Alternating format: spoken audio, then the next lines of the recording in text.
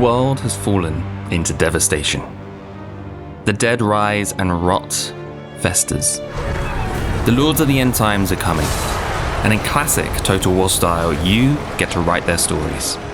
Let's take a look at some of the characters and units you'll be using to bring about ultimate carnage. Glottkin raiders have interfered with our ongoing plans of growing a nice Nurgle chaos force in the north.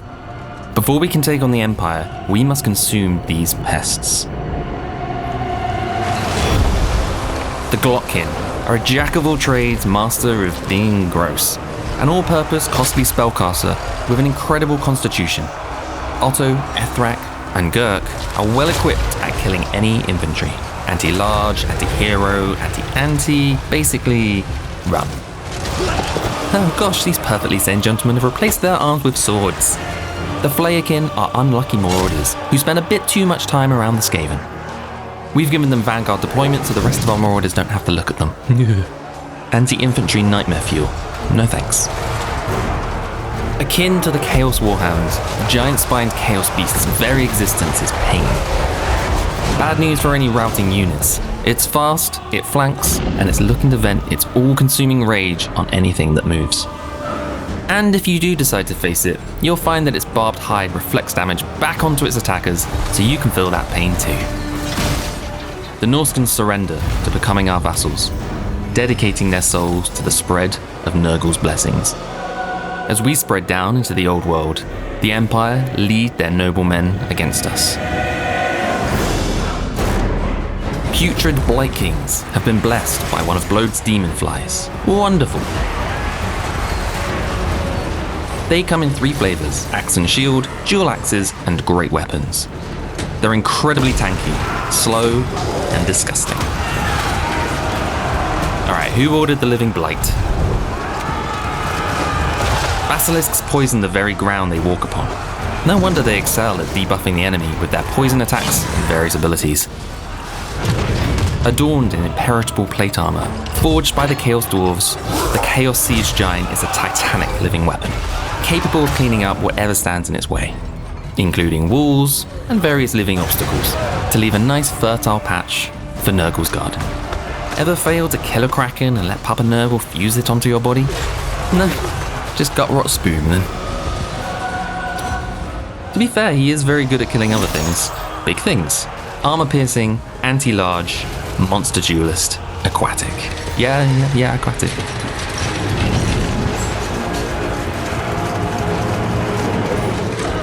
As we bring Nurgle's blessings to life, the dead decide they want another go at us.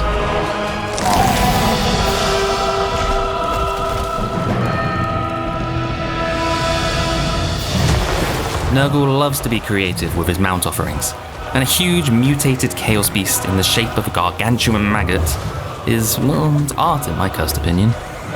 The bastard king of Icehorn Peak himself.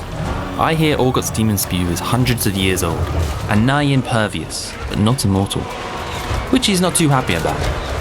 He vents his frustration in vicious melee combat, and has something akin to acid blood. Don't let him bleed on you, it'll hurt. Morbidex Twiceborn earned his many mutations with thanks to a gang of inquisitive Nurglings. Nowadays, he plows through infantry and empowers any nearby Nurgling units. Let Blobe be a lesson to anyone out there who delights in killing bugs. One day, Nurgle might bless you with thousands of insects inhabiting your body. This would of course make you a spellcasting, anti-infantry, anti-magic melee fighting fiend with the ability to send swarms of flies at your enemies, but is otherwise a bad thing. The Glottkin have grown too fast for their plagues. Outnumbered by the dead they have created, a new leader challenges them.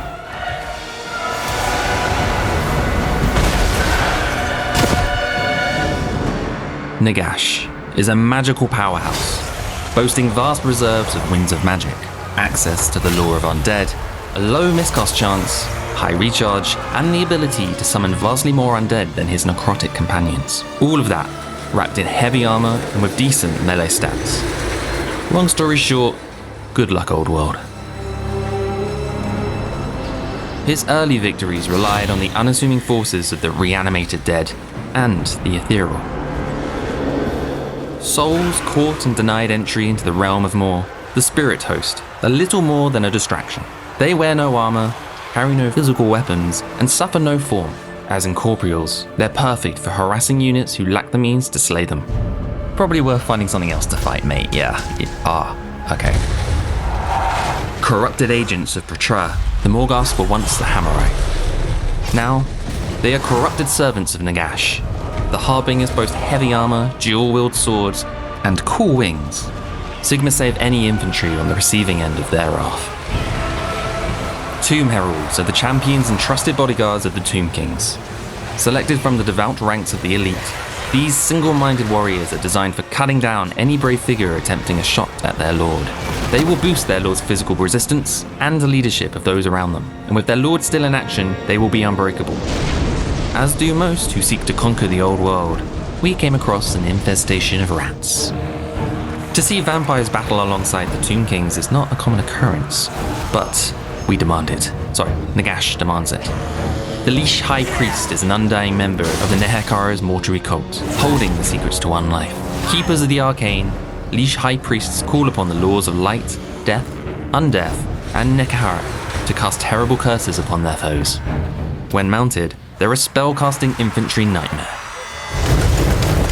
Second only to the Blood Knights, Drakenhof Templars offer strong, generalist melee cavalry.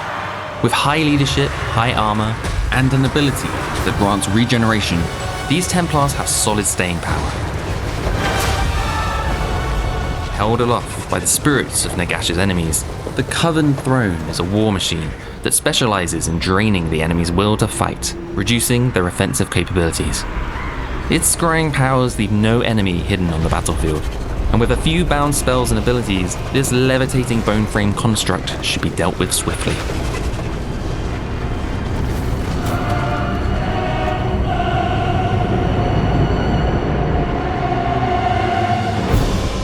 The Empire stand against us, hoping to slow our spread of power.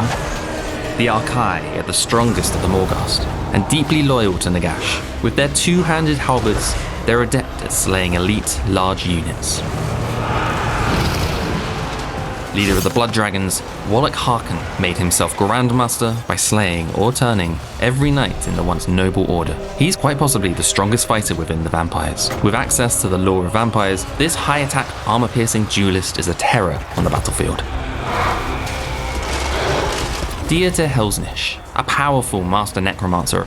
He's lightly armored, so you'll need to keep him out of trouble, which shouldn't be too hard with his mix of spell laws. Devastation guaranteed.